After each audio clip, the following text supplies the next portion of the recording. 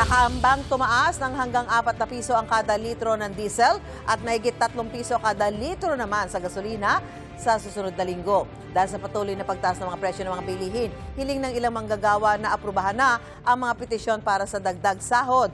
May unang balita si Ian Cruz. Pagmahal ng bigas at iba pang pagkain na sinabayan ng dagdag singil sa kuryente sa gitna ng mahal pa ring presyo ng langis. Sabay-sabay ang dagdag gastos kaya kailangang maghigpit ng sinturon ng mga minimum wage earner gaya ni Joe. Matagal na raw siyang naglalakad papasok sa trabaho para makatipid at nang sumipa pa ang presyo ng bilihin dahil sa fuel crisis, uling na ang panluto nila sa bahay. Yung hirap ng kalagayan ng ngayon eh.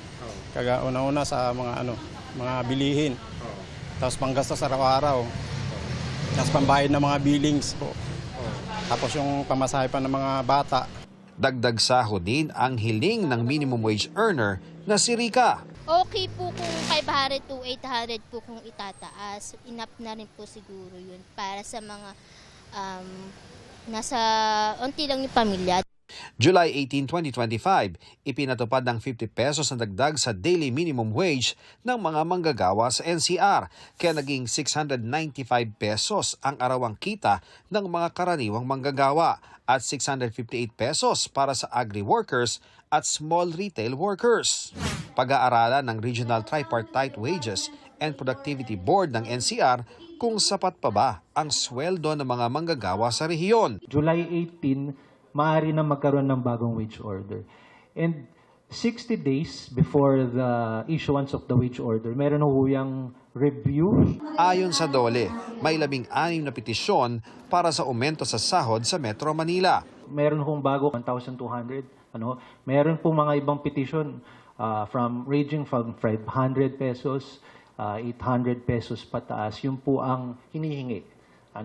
Ang nire-request nila yung agaran na increase dulot ho ng Middle East tension o war. Ayon sa oil industry source, kung pagbabatayan ang bentahan sa Mina Platts, Singapore sa nakalipas sa 3 araw, posibleng mahigit 4 na piso kada litro ang taas presyo sa kada litro ng diesel sa susunod na linggo. Mahigit 3 piso naman sa gasolina.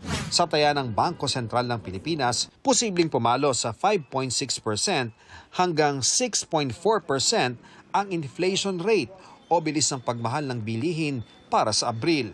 Bukod sa pagtaas ng presyo ng petrolyo, bigas, isda at karne, nakadagdag ang dagdag singil sa kuryente at paghina ng piso.